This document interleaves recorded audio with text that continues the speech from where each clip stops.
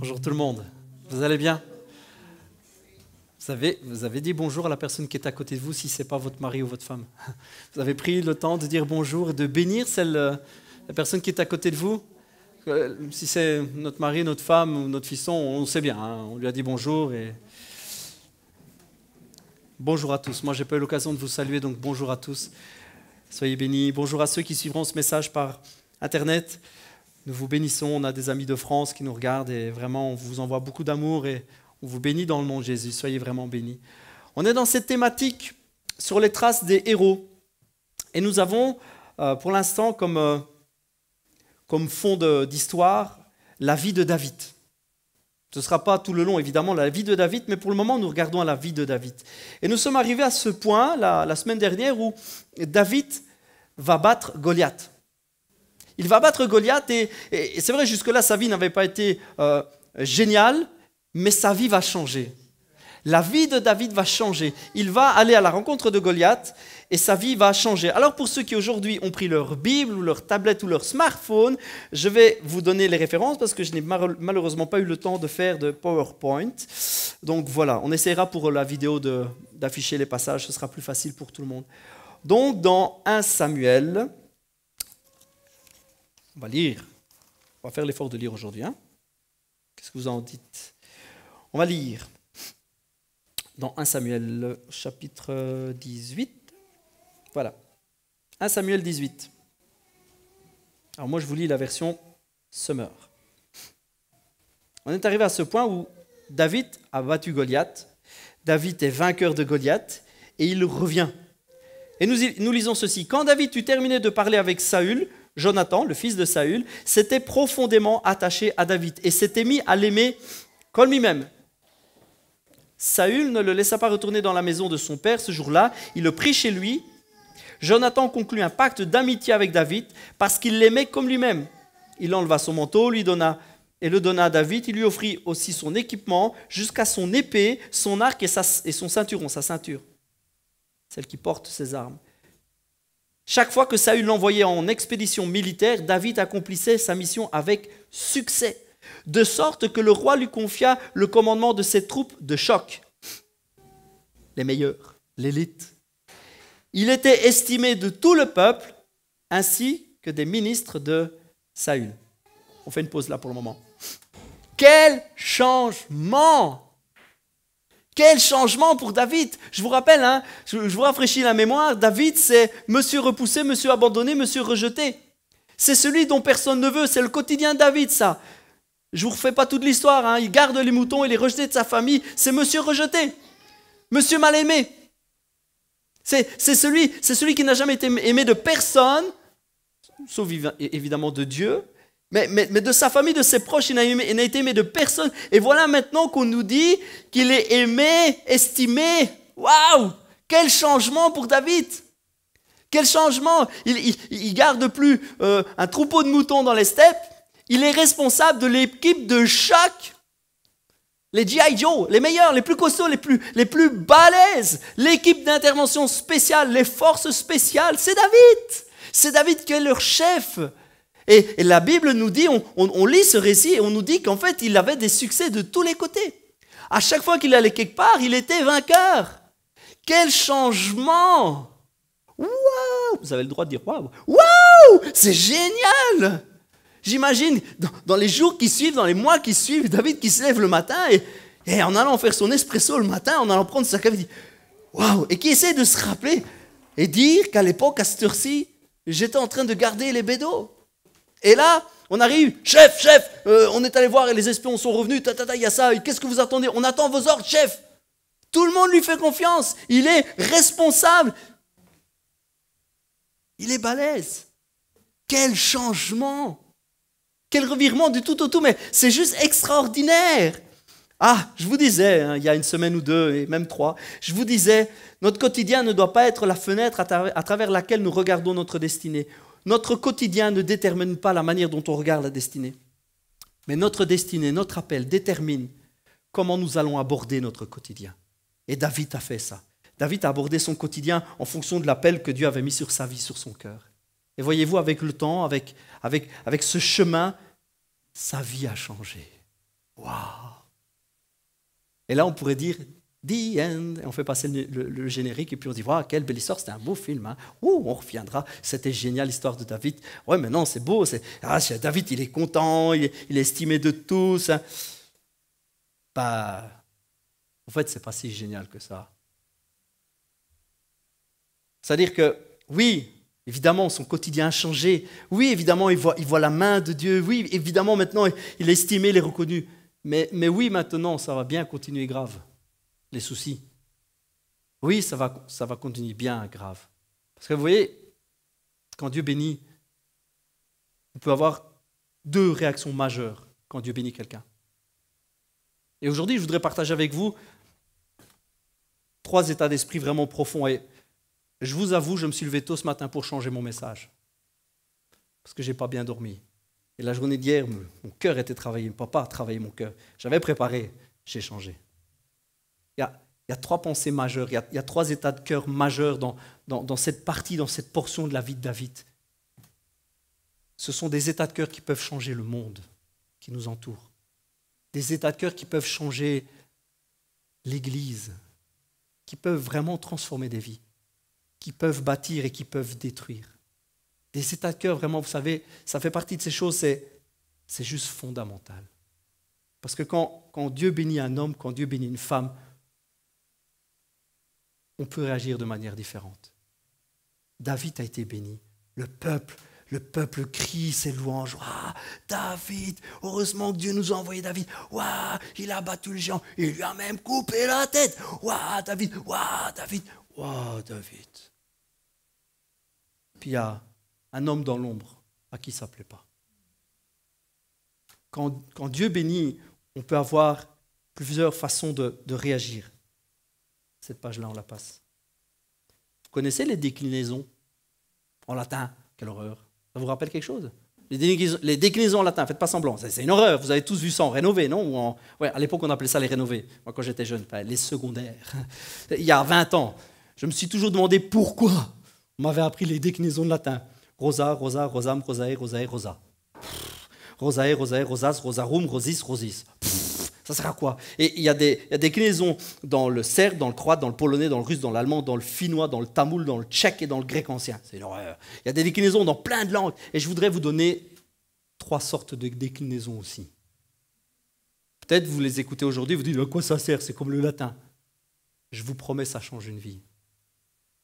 3 points, 3 pensées, 3 sortes. C'est des sortes de déclinaisons. C'était pour l'humour, mais la première, c'est tu es béni, je te bénis, nous sommes bénis. La deuxième, c'est « Tu bénis, je te maudis, je suis maudit ». Choisis des mots durs exprès, je vous expliquerai après. La troisième, c'est « Tu es maudit, je te bénis, je suis béni ». Il y a 3 états, on retrouve dans la vie de David, dans cette portion de vie, on retrouve un David, un Jonathan et on retrouve un Saül. 3 cœurs complètement différents, 3 façons de voir différentes, 3 actions différentes, 3 réactions différentes. On peut bénir, on peut bâtir, on peut maudire, on peut détruire. Comment réagir? On va se lancer tout de suite parce que je dis pas, c'est vachement long. On va se lancer tout de suite dans le sujet. La Bible nous dit et nous parle directement de Jonathan. Jonathan apparaît à ce moment-là. Tu es béni, je te bénis, nous sommes bénis. Et Jonathan arrive à ce moment-là de l'histoire. Jonathan, on va le voir par la suite, c'est un gars extraordinaire, Jonathan. Jonathan, c'est un héros dont on va parler après. Ce gars-là, il va faire des exploits. Mais c'est un peu le héros de l'ombre, vous voyez. C'est un peu le héros dont pas beaucoup de gens parlent. Mais ce gars-là est un héros. Ce gars-là a eu un cœur, a eu des sentiments, a eu quelque chose d'extraordinaire. Il a eu de l'honneur, il a eu un cœur royal, alors qu'il n'a jamais accédé au trône. Jonathan arrive à ce moment de l'histoire et la Bible nous dit, Jonathan conclut un pacte d'amitié avec David parce qu'il l'aimait comme lui-même.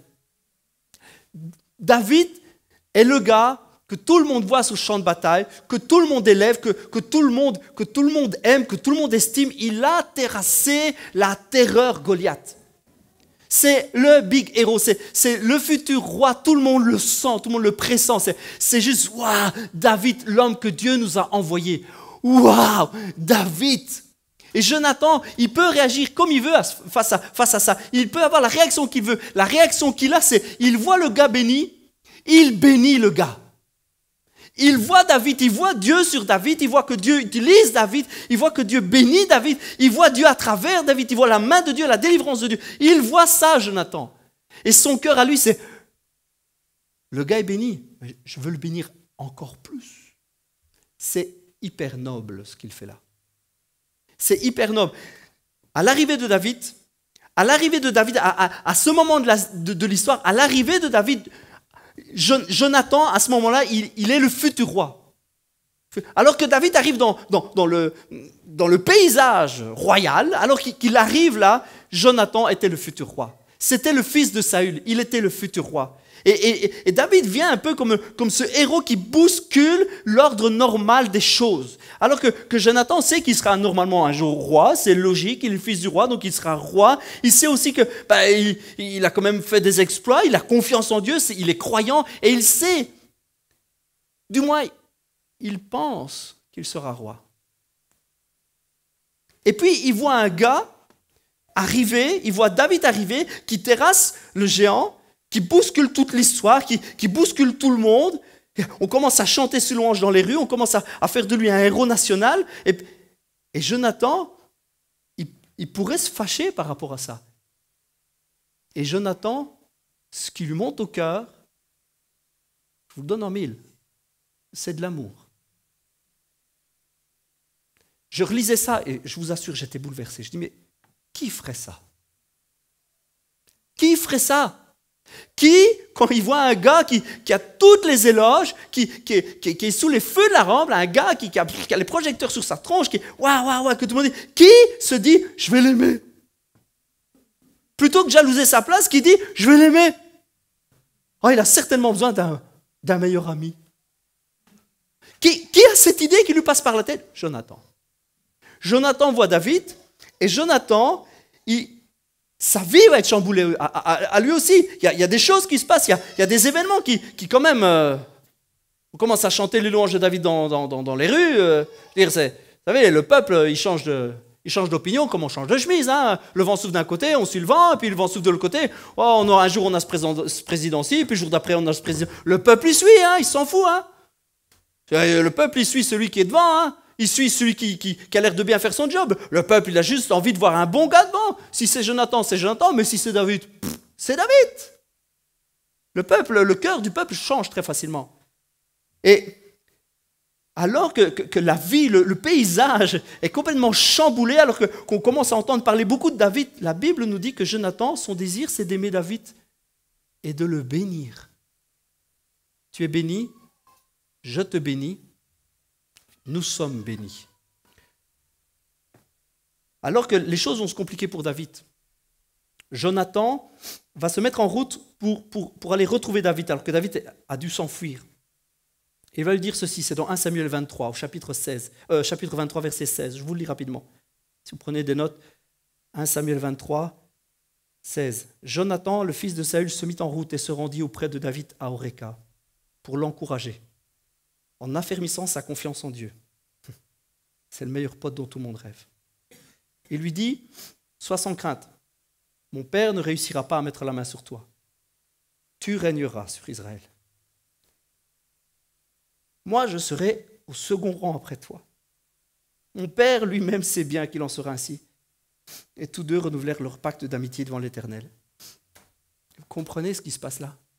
Jonathan, il sait bien qu'il ne sera pas roi. À ce moment-là de l'histoire, alors que David arrive, alors que Jonathan avait sa vie toute tracée, un jour je serai roi, c'est cool. Et il croit en Dieu, il a confiance en Dieu, il a fait des exploits, donc il sait que c'est tout bonus, quoi. Ça va tout seul, c'est comme sur des roulettes. Et alors qu'il a ce moment-là de sa vie, alors que la vie a l'air toute tracée devant lui, son avenir a l'air tout tracé, ça a l'air d'être la destinée que Dieu a pour lui, ça a l'air d'être le plan de Dieu pour lui, le gars, on vient lui mettre un David sur son chemin qui pouf, devient star du jour au lendemain, on crie ses louanges, on placarde ses visages partout dans les rues, votez pour lui, David for President, c'est le nouveau gars, il passe dans tous les talk shows, j'en brode, hein. Les femmes chantent des chants sur David, je brode à moitié, hein, vous savez. Les femmes chantent, on fait des chants, des comptines, des bazars, et puis on chante sur David. On fait des chansons populaires avec lui. Donc, non, je brode qu'à moitié. C'est le gars. Vous savez, c'est le genre de gars, mais toutes les femmes veulent devenir sa femme, tous les mecs aimeraient bien lui ressembler. Et alors que ce gars-là vient chambouler la vie de Jonathan, Jonathan il se dit, ben, si c'est le choix de Dieu, ok. Ça me va. Moi, je suis bouleversé. Je n'ai peut-être pas l'air comme ça, je suis bouleversé par ça. Comment on peut se mettre soi-même en retrait à ce point? Simplement pour dire, oui, Eman, c'est cool. Tu as le choix de Dieu, ça me va. Je veux juste te bénir, je veux juste t'aimer. Moi, je sais qui je suis. Je suis Jonathan, fils de Saül. Je sais qui je suis, je suis aimé Dieu. T'es aimé Dieu, cool. Je vais te bénir. Je vais t'aimer, je vais être ton meilleur ami, je vais être ton soutien. Qui est prêt à faire ça? Qui est prêt à laisser toute une voie tracée comme une sorte de destinée royale pour qu'un berger devienne roi? Quel prince est capable de laisser son trône à un berger? Tu es béni, je te bénis, nous sommes bénis. Vous comprenez que la vision de Jonathan, la vision de l'avenir, c'est tu seras roi, je serai avec toi. Nous serons bénis. Tu es béni, mais moi je te bénis, nous serons bénis. C'est la plus belle de toutes les réactions.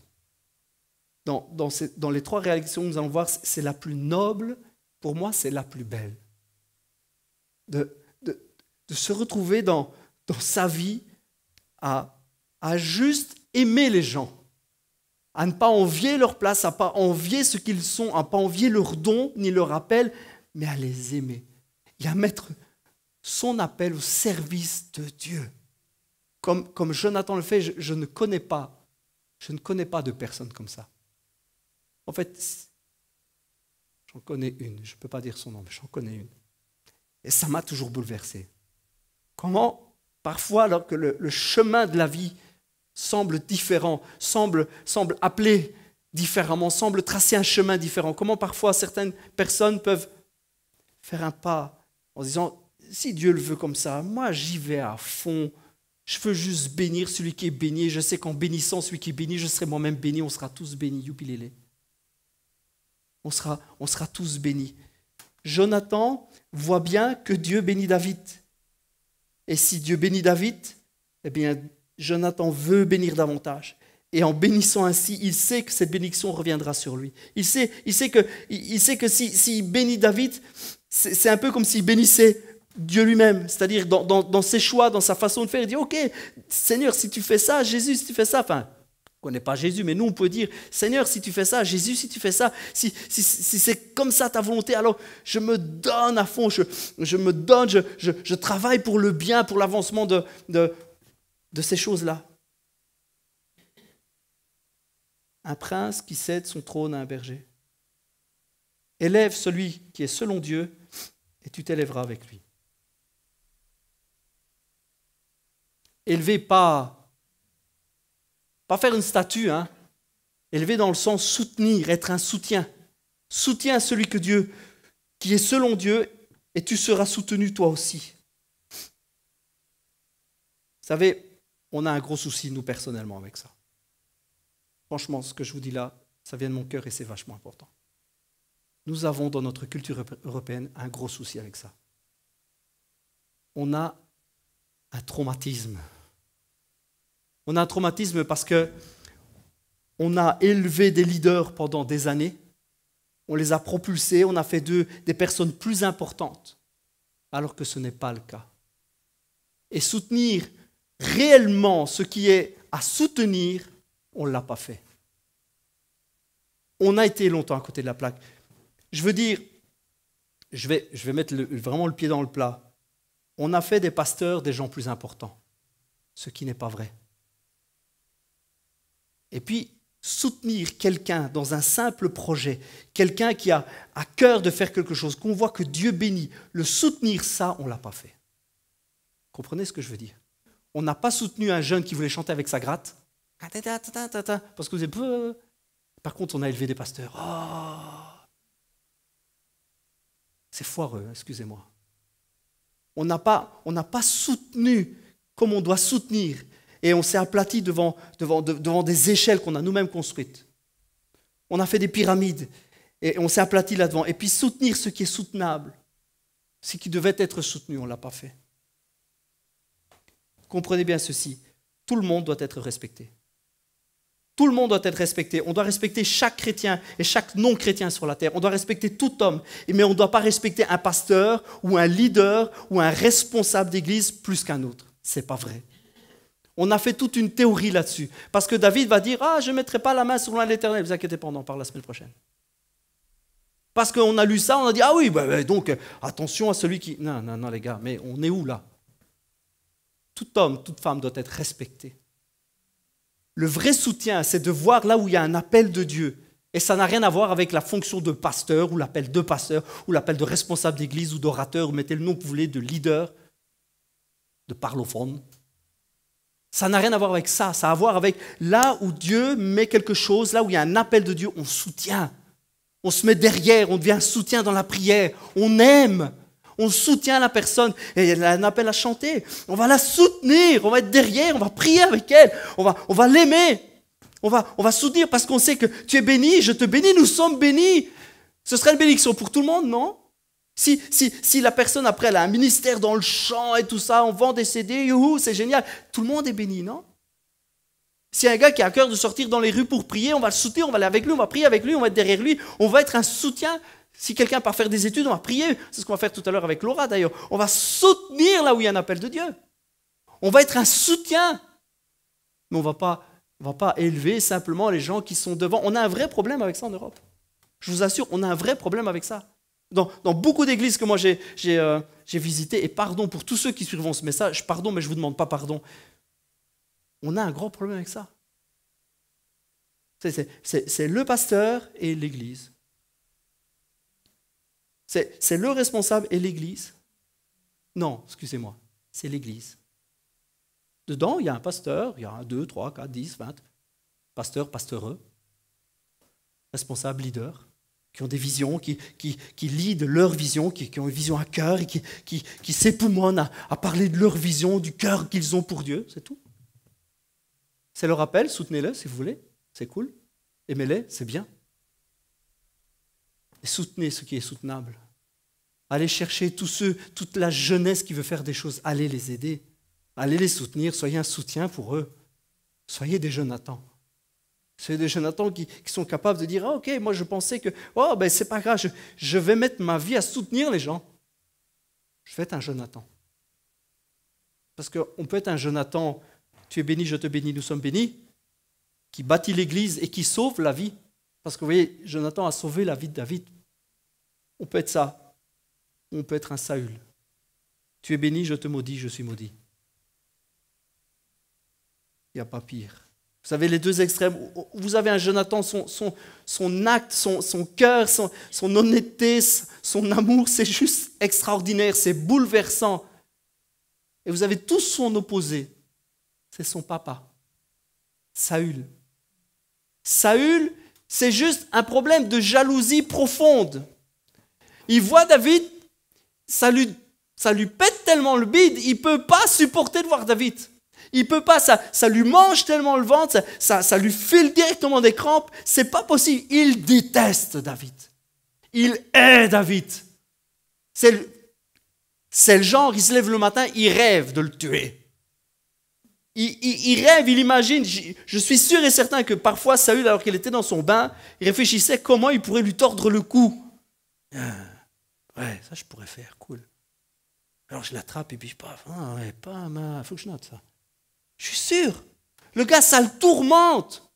Ça le tourmente. C'est devenu sa vie, c'est devenu sa quête. C'est devenu l'histoire de sa vie. Ses journées, c'est quoi? C'est se lever le matin et chercher un moyen de faire mourir David. Il en est rendu là, ce gars-là. Il en est rendu là, pourquoi? Parce qu'il jalouse. Il voit un gars béni, au lieu de le bénir aussi, il jalouse. Ah, il chante mieux. Chante mieux que moi.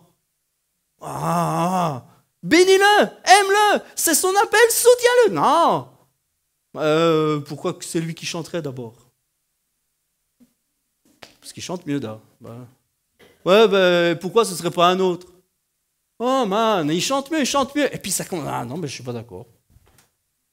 Je laisse passer, mais je suis pas d'accord. Et on rentre chez soi, on dit non, je suis pas d'accord. Et puis tout compte fait, je vois pas pourquoi que un. Pourquoi que tout le monde peut chanter après tout. Je prends l'exemple du chant. Ouais, tout le monde peut chanter. Après tout, je vois pas pourquoi que ce serait lui ou ce serait elle. Non, je suis pas d'accord. Et on commence à... Et puis on commence à, vous savez, on commence réellement à avoir mal au ventre. Moi, c'est lui qui chante aujourd'hui. Je vais pas. J'ai un peu mal au ventre, un peu mal à la tête. Je vais pas aller aujourd'hui. Je vais pas. Non, ou je chante pas. Je veux bien aller, mais je chante pas. Je reste dans le fond, je chante pas. Ou je sors pendant longtemps. Je veux pas écouter. Non, non, ça n'a rien à voir avec lui. Ouais, là, non, je sais pas, je le sens pas. Crampe. Ça en devient maladif. Ça peut devenir des choses. Vous imaginez pas, on en rigole, mais ça peut détruire à un point. Ça en détruit des vies. Tout ça parce qu'à la base, on n'est pas d'accord de soutenir celui qui est béni. En soutenant celui qui est béni, comme Jonathan, tu es béni, je te bénis, nous sommes bénis. Parce que c'est une amitié qui se forme, on sera fort et puis tu seras roi, je serai roi. Juste derrière toi, je te soutiendrai, on sera béni. Jonathan, il entrevoit un futur où ce sera juste bon. Il y aura un bon roi, c'est le choix de Dieu. Je serai derrière, c'est mon meilleur pote, je l'aime comme je m'aime moi-même. Waouh! Il est béni. Et dans la même époque, dans le même moment, avec les mêmes personnes, vous avez un Saül qui dit « Non, comment ça? Non, non, qui ne sera pas roi. Non, je m'en fous que c'est le choix de Dieu. Je m'en fous, moi. Je veux pas que ce soit lui. » Le second jour de la nouvelle lune, 1 Samuel 20. Le second jour de la nouvelle lune, comme la place de David restait encore inoccupée, Saül demanda à son fils Jonathan, pourquoi le fils d'Isaïe, non, il l'appelle même pas David, c'est le fils de l'autre là. Pourquoi le fils de l'autre là, il n'est pas venu au repas hier, aujourd'hui? Jonathan répondit à Saül, David m'a demandé avec instance la permission d'aller jusqu'à Bethléem, là où il est né. Il m'a dit, laisse-moi partir, je te prie, car nous devons célébrer un sacrifice de famille à la ville. Et mon frère m'a ordonné d'y assister.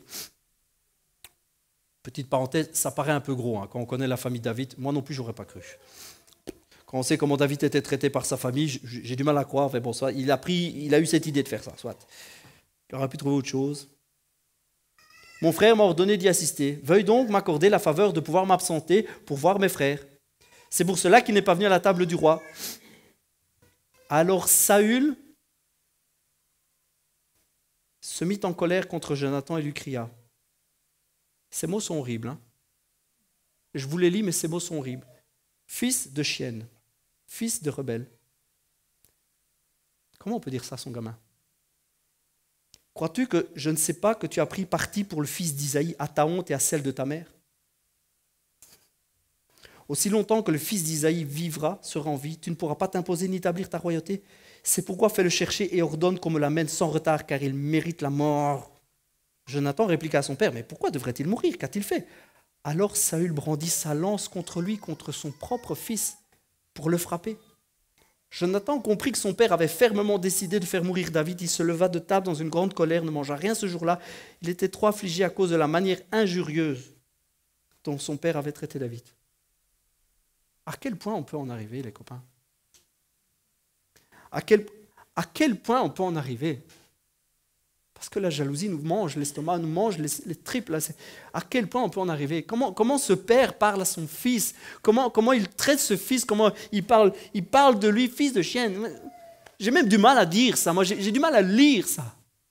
Je sais comment un père peut faire ça. Et puis le gars, il aime tellement, Jonathan, il aime tellement David. Il dit, wow, papa, wow, David, c'est un bon gars. Dieu l'a choisi, il va le bénir. Et c'est le gars qui a tué le géant. Il nous a tous sauvé la vie. Dieu l'a utilisé pour nous bénir, papa. C'est juste bien, on s'en fout que je sois pas roi. Et l'autre, il dit, quoi, je te tue, toi aussi.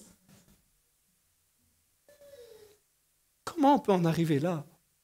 Par jalousie. La jalousie, c'est un poison, les amis. La jalousie est un poison. La jalousie, c'est une arme de destruction massive. Ça bousille des églises, ça bousille des familles, ça bousille le monde. Tout a commencé avec « Mais en fait, je suis Dieu, moi aussi.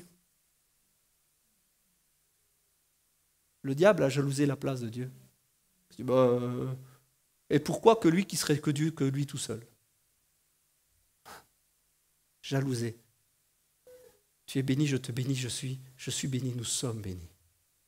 Tu es béni, je te maudis, je te tuerai de mes propres mains. Je suis maudit. Vous savez ce que Saül a fait? Non seulement, c'est vrai, il a jalousé, il a voulu poursuivre David jusqu'au bout, il a fait de cette quête la quête de sa vie ultime. Et au lieu d'offrir un trône à son fils, il lui a offert le tombeau. Au lieu d'offrir une couronne à son fils, tu seras roi, gamin, je vais sauver ta peau.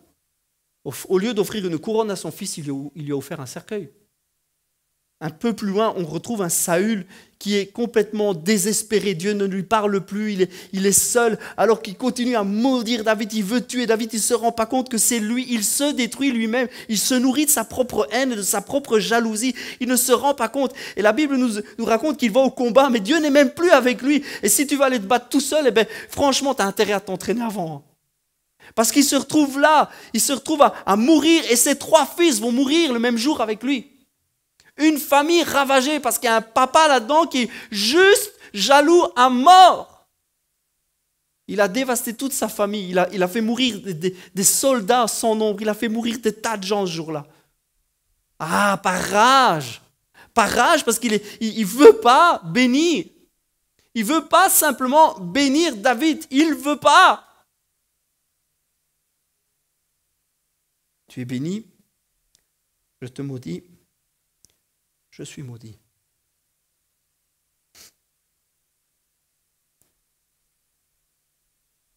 Il y aura des jours où on verra la bénédiction sur quelqu'un. Peut-être même une bénédiction qu'on voudrait pour nous-mêmes. On la verra sur quelqu'un. Et j'ai trouvé une richesse dans un bouquin, parmi tant d'autres d'ailleurs. J'ai trouvé une richesse dans un bouquin de Bill Johnson. Il dira ceci. Si tu croises une personne qui est bénie de la bénédiction que tu voudrais, si tu croises quelqu'un qui a la bénédiction que tu recherches, à laquelle tu aspires depuis si longtemps, bénis-le. Si tu vois quelqu'un qui a tout ce que tu voudrais avoir dans le plan spirituel, le gars, il touche à peine quelqu'un, malade guéri, il a des paroles de connaissance, des visions, il a un ministère de fou, tu sais quoi? Si c'est ça que tu rêves, bénis le gars, bénis la femme. Car en bénissant celui qui est béni, tu te bénis même. Bénis.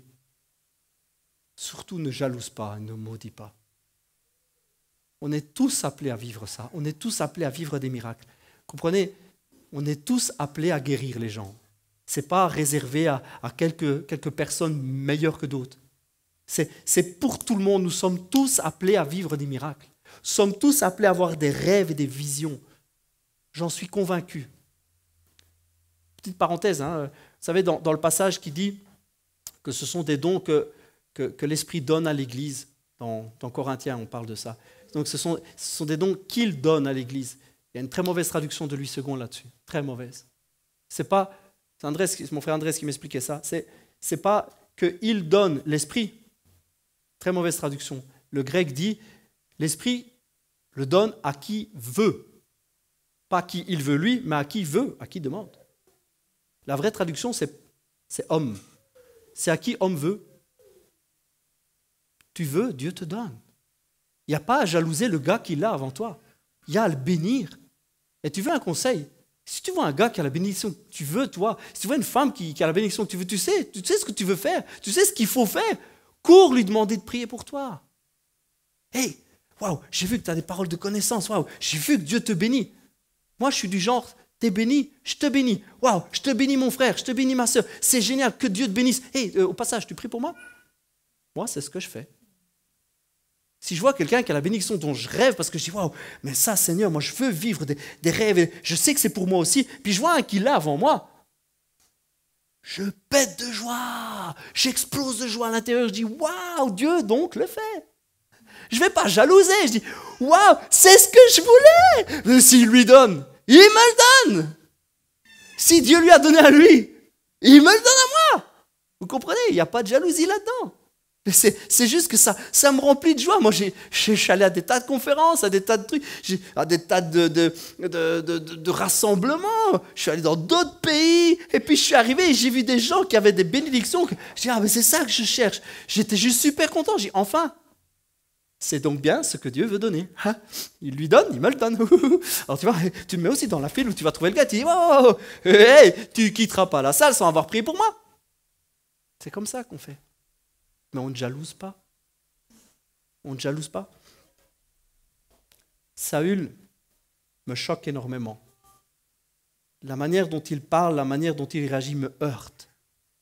Mais vous savez, c'est souvent la manière dont nous réagissons. Ça détruit. Et ce n'est pas du tout la mentalité du royaume de Dieu. Ce n'est pas du tout la mentalité du royaume de Dieu. La mentalité du royaume de Dieu, nous la trouvons dans la vie de Jonathan, dans le cœur de Jonathan. Et la mentalité à fuir, à dire je veux me garder de ça. Garde ton cœur garde ton cœur plus que toute autre chose, nous dit la Bible, n'est-ce pas? Garde-toi. Non, ça je ne veux pas. Au nom de Jésus, je ne veux pas. Jalousie, tu dégages. Je ne veux pas de toi. Je ne jalouserai rien de mon voisin, ni sa femme, ni sa belle voiture, ni son poisson rouge, rien. Mais pas non plus ses dons. Au contraire, il est béni, je le bénis. Parce que s'il est béni, il bénit les autres, il est un instrument de bénédiction pour sa génération. Et donc, je peux moi aussi être au bénéfice de cette bénédiction. Ah, vous comprenez ce que je veux dire? Ça a du sens quand même. S'il est béni, moi je dis, vas-y, bénis-moi. Vas-y, prie pour moi. La jalousie existe lorsque nous nous sentons menacés. Menacés de perdre notre place, notre statut. Menacé que l'autre soit plus aimé, plus reconnu. Menacé de perdre la prééminence. Menacé dans notre appel. Jonathan est tout sauf menacé. Si, je vous assure. Jonathan est tout sauf menacé. Voilà ce que nous dit le premier verset qu'on a lu ensemble.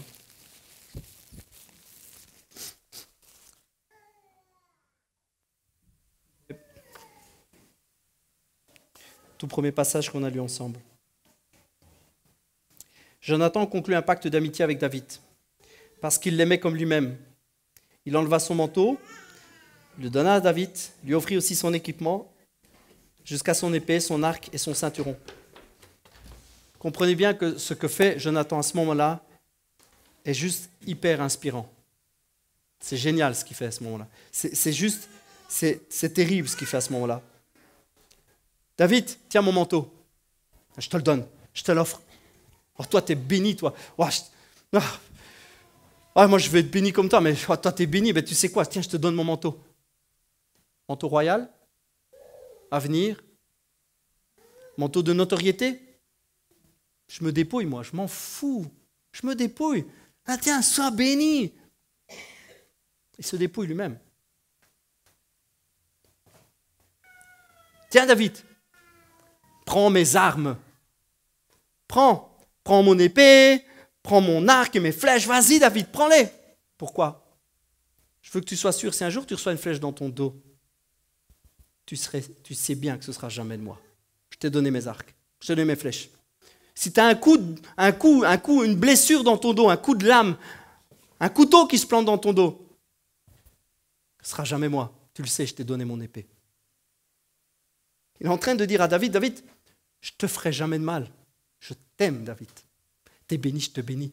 Je te file mon manteau, c'est ton manteau. Je te file mes armes, je ne te blesserai jamais. Ma parole ne te blessera pas. Je m'engage à ne pas te blesser, à ne pas me battre contre toi. Et David, tiens mon bouclier. Parce que je sais, je te fais confiance. Tu ne me feras jamais de mal. Tiens, je n'ai pas besoin d'essayer de me protéger contre toi, David. Tiens mes affaires, tiens ma ceinture, tiens tout. C'est juste inspirant ce qu'il fait. Ce que fait Jonathan là, c'est juste inspirant. Une amitié profonde comme on en trouve très très peu, mais une amitié comme on devrait vraiment, comme on devrait voir plus dans l'Église. Entre chrétiens, tiens, je te donne mes arcs, mes flèches, tiens, c'est pas moi qui t'enverrai des flèches un jour. Tiens mon bouclier, tiens mon manteau, tiens, sois béni. On devrait voir des manteaux de bénédiction qui filent d'une chaise à l'autre. Tiens, sois béni, wow, toi sois béni. Puis on reçoit celui d'un autre, fait, merci, tu me bénis. Puis on file un autre, tiens, sois béni. On devrait se bénir. Avoir abandonné nos armes partout. On dit, tiens, bouclier ici, on n'en a même pas besoin. Les boucliers ici, à quoi ça sert? Les arcs et les flèches, laisse tomber. Il n'y a personne qui se tire dessus ici. Personne qui jalouse personne ici. Non, ici, c'est le ciel sur la terre. C'est ça qu'on devrait vivre. Tu es béni, je te bénis. Et nous sommes bénis. Garde ton cœur. Jalousie, très peu pour moi. Je sais que ça finirait par quoi? Par nous détruire. Toi et moi. Non, moi je choisis le soutien. Si Dieu t'utilise, je veux te soutenir. Et je sais aussi qu'un jour, tu me soutiendras. Il y a un proverbe qui dit « Jette ton pain à la surface des eaux. Avec le temps, tu le retrouveras. » Béni. Tu sais, ça revient un jour. Béni. Retiens pas. Jette ton manteau de bénédiction. Laisse tomber les armes. Ne jalouse pas. Bénis abondamment. Tout ça, ce n'est qu'un grand cycle. Et un jour, ça te revient. Et puis il y a David aussi. Dans cette histoire, il y a Jonathan, il y a Saül, il y a David. Mon ami David. Oh là là, tu es maudit? Je te bénis. Et je suis béni. Dernière déclinaison, je termine avec ça. On peut peut-être s'approcher tout doucement, l'équipe de louange. Un récit que nous lisons dans 1 Samuel 26. Un récit vraiment poignant de la manière dont David va réagir. 1 Samuel 26, pour ceux qui prennent des notes et qui veulent suivre avec moi. Dernière pensée. Même si tu es maudit, ben je te bénis. Je sais que je suis béni moi-même. Les gens de Ziph se rendirent encore auprès de Saül à Gibéa pour lui dire « dis donc, sais-tu que David est caché dans les collines de Hakila, à la lisière du désert ?» Saül partit et se rendit au désert de Ziph avec 3000 hommes d'élite pour y traquer David. C'est sa quête, c'est la quête de sa vie. Il ne mange pas depuis qu'il n'a pas mis la main sur David. Saül, il est complètement omnibulé par ça, c'est juste devant ses yeux du matin au soir. Il établit son camp dans les collines de Hakila, à la lisière du désert, près de la route. David séjournait au désert et il s'aperçut que Saül était venu pour le poursuivre là. Il envoya des éclaireurs en reconnaissance et apprit que Saül était effectivement arrivé. Il se mit en route et parvint à l'endroit où Saül campait. Il repéra l'endroit précis où dormaient Saül et Abner. C'était le général de l'armée Abner. Saül était couché au milieu du camp et ses hommes campaient autour de lui. Et Saül et toute l'armée campait autour. Pour réussir à attraper Saül, il fallait y aller. David appela Ahimelech, le Hittite, et Abishai. « Qui de vous viendra avec moi jusqu'à Saül dans le camp ?» Et Abishai répondit « Je suis prêt à y aller avec toi. » David et Abishai se glissèrent donc de nuit au milieu de la troupe. Ils trouvèrent Saül dormant au centre du camp, sa lance fichée à terre à son chevet. Abner et les soldats dormaient tout autour de lui. Alors Abishai dit à David, « Cette nuit, Dieu livre ton ennemi en ton pouvoir. Permets-moi de le clouer au sol d'un seul coup de lance, et je n'aurai pas à y revenir 2 fois. » « Non, lui dit David, ne le tue pas. Car qui resterait impuni après avoir porté la main sur celui à qui l'Éternel a conféré l'onction? Aussi vrai que l'Éternel est vivant, ajouta-t-il, c'est l'Éternel qui le frappera, soit en le faisant mourir de mort naturelle, soit en le faisant périr à la guerre. Que l'Éternel me garde de porter la main sur celui qui a reçu l'onction de la part de l'Éternel. Prenons seulement la lance qui est à son chevet et la cruche d'eau. Allons-nous-en. » On fait un peu plus court. C'est le moment où David quitte. Abishai part avec lui. Et alors qu'ils sont à une certaine distance, ils ont pris la lance. Alors qu'ils sont à une certaine distance, David va crier. David va crier et il va parler au roi. « Pourquoi mon Seigneur poursuit-il ainsi son serviteur? Qu'ai-je fait? Quel crime ai-je commis? Maintenant, mon Seigneur, daigne écouter les paroles de ton serviteur. Si c'est l'Éternel qui t'incite à agir ainsi contre moi, avec qu'il se laisse apaiser par mon offrande. David est prêt à mourir lui-même. Mais si ce sont des hommes qui t'excitent, qu'ils soient maudits devant l'Éternel, puisqu'ils m'ont banni pour m'empêcher de rester dans le pays.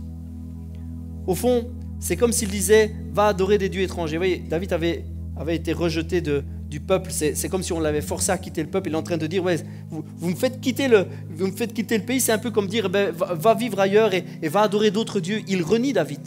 Et c'est presque s'il force David à renier son propre Dieu. C'est comme ça que David le vit. Mais maintenant que mon sang ne soit pas versé loin de l'Éternel, car le roi d'Israël s'est mis en campagne pour chercher une misérable puce, comme on pourchasse une perdrix dans les montagnes. Alors Saül s'écria, j'ai commis une faute. Reviens, mon fils David, je ne te ferai plus de mal. Puisque cette nuit, tu as épargné ma vie, j'ai agi comme un insensé, j'ai commis une grave erreur. David répondit, vois ta lance au roi. Il lui parle de loin. Envoie l'un de tes jeunes gens pour venir la prendre. Que chacun de nous soit traité selon sa justice et sa fidélité par l'Éternel. Car il t'avait livré aujourd'hui en mon pouvoir, mais je n'ai pas voulu porter la main sur celui qui a reçu l'onction de sa part. Comme ta vie a été pour moi d'un grand prix aujourd'hui, ainsi ma vie sera d'un grand prix pour l'Éternel. Et il me délivrera de toute détresse. Alors Saül reprit et dit, sois béni, mon fils David. Certainement, tu accompliras beaucoup de choses et tu réussiras tout ce que tu entreprendras. Comprenez, David, c'est un mec différent. C'est un homme différent, David. Il est poursuivi, il est là. Saül est à cette trousse depuis des mois et des mois. Ça dure. Il a dû rester parfois plus d'une année à l'extérieur du pays. C'est juste une horreur. Sa vie est une... Alors qu'il a connu l'abandon, le rejet tout le long de sa jeunesse, alors qu'il avait juste trouvé un peuple qu'il aimait, une famille qu'il aimait, alors que quand les gens commençaient à l'estimer, alors que le roi, il avait l'impression que le roi l'aimait aussi, alors qu'il a trouvé Jonathan, un ami extraordinaire. Il est là en train de devoir sauver sa propre vie. Il doit sauver chèrement sa peau face à Saül qui veut sa mort. Vous savez, David était... un peu plus tôt dans l'histoire, était un jeune garçon qui jouait de la lyre. Il jouait un peu comme une sorte de guitare, là, une sorte de petite harpe. Il jouait ça pour calmer Saül, parce que la Bible nous dit que Saül, parfois, il était pris par des angoisses terribles. Il y avait un mauvais esprit qui venait sur lui. Et David jouait et ça calmait Saül. David sait bien qu'il y a comme une sorte de malédiction sur Saül. David sait bien ça. Et il pourrait se dire, de toute façon, il est maudit le mec, je m'en fous. Le mec, il est maudit. Je sais bien, puis Dieu, il a dit que c'était moi le futur roi. Et qu'est-ce qu'on s'en fout de Saül? Pac, on n'a qu'à le tuer là, net, sur le champ. David, il ne fait pas ça. Tu es maudit? C'est pas grave, moi je vais te bénir, je te sauve la vie.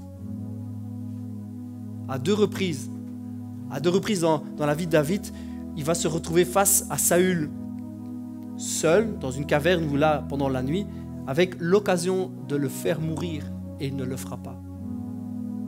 Et je sais, c'est justement par ces passages qu'on dit, ouais, parce qu'il y a l'onction, etc. David voit juste l'importance de la vie de Saül, parce qu'il sait que Dieu a été un jour sur ce gars-là, et ça a de la valeur pour David, ça. On en a fait toute une théorie pour dire qu'on ne peut rien dire sur un pasteur, ça n'a rien à voir. On ne doit rien dire sur personne. On est OK avec ça? On ne doit rien dire sur personne.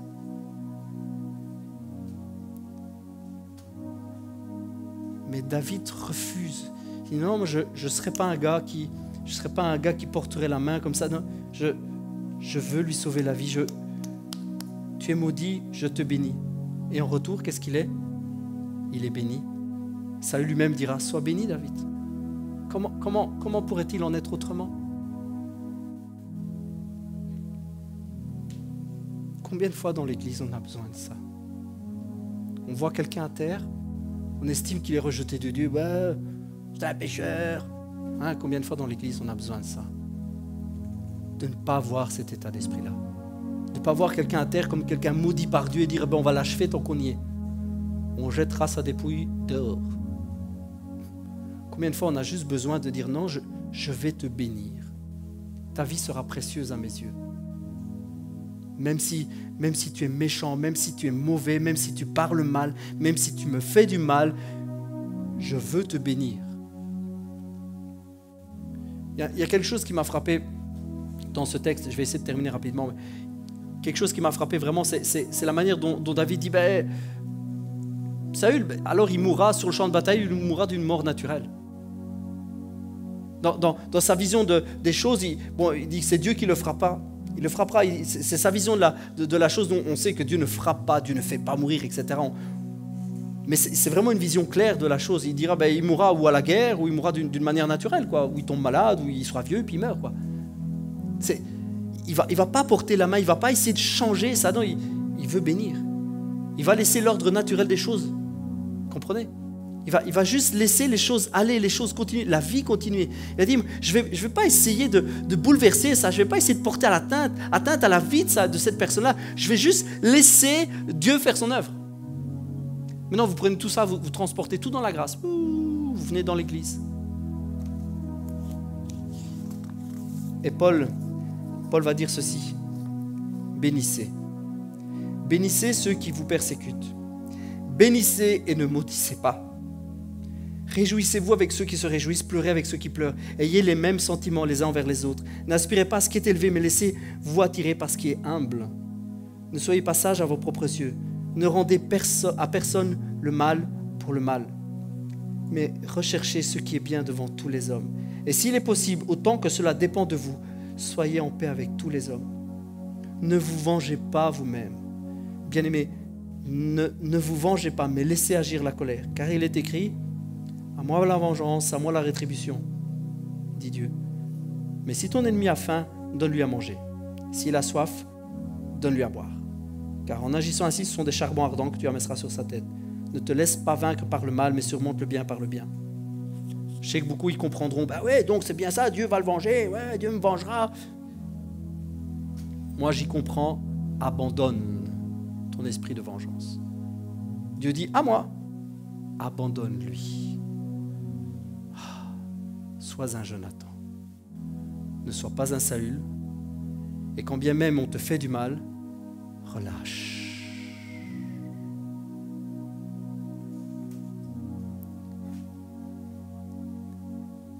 Tu es béni, je te bénis, nous sommes bénis. Tu es maudit, tu me maudis. Je te bénis, je suis béni. L'Église est belle quand elle a cette disposition de cœur-là.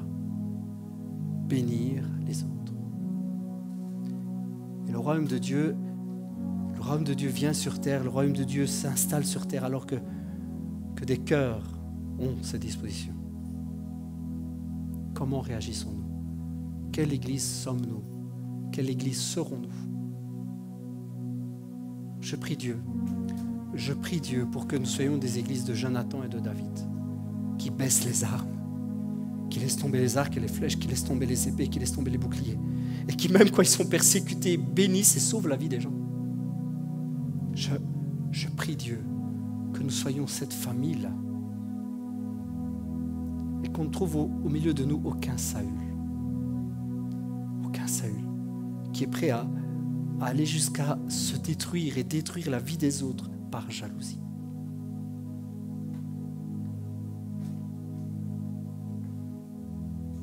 Dieu veut que nous puissions lui abandonner notre jalousie, notre colère et notre désir de vengeance.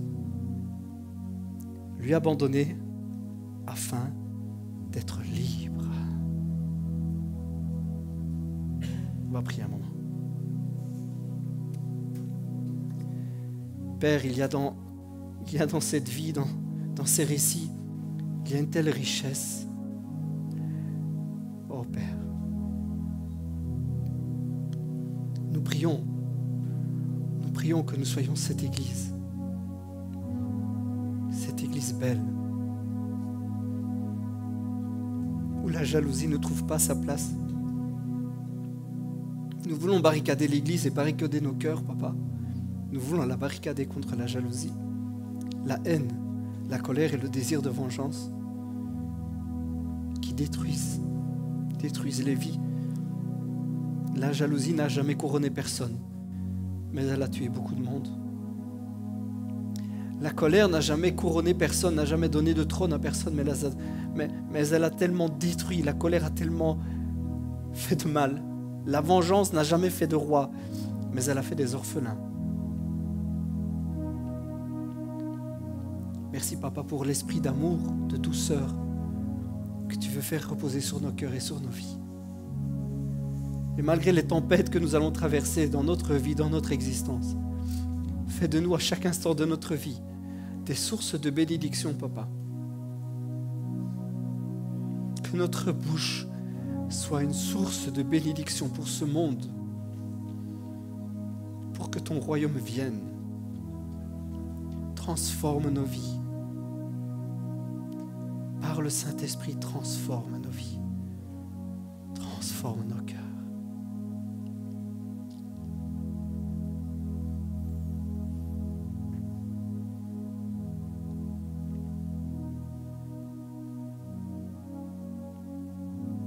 Je vais faire un appel spécial parce que je le sens.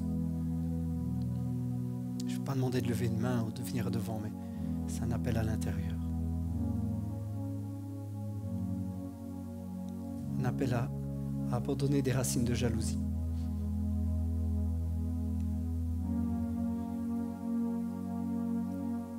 Crois-moi, c'est un poison. C'est un poison qui détruit ton cœur. Abandonne ça. Laisse filer. Bénis, ne maudis pas. Même si ton cœur est en souffrance, bénis et ne maudis pas.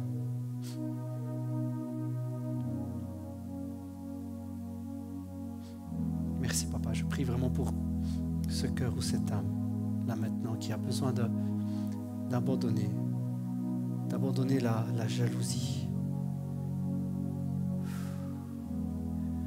Pour un relâchement maintenant. Papa, je te prie d'agir par ton Saint-Esprit maintenant. Merci, Papa.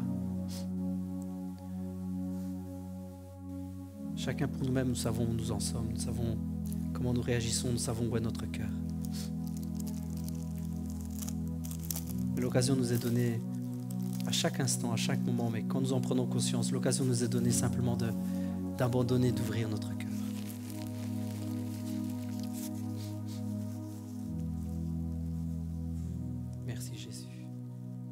Merci Jésus.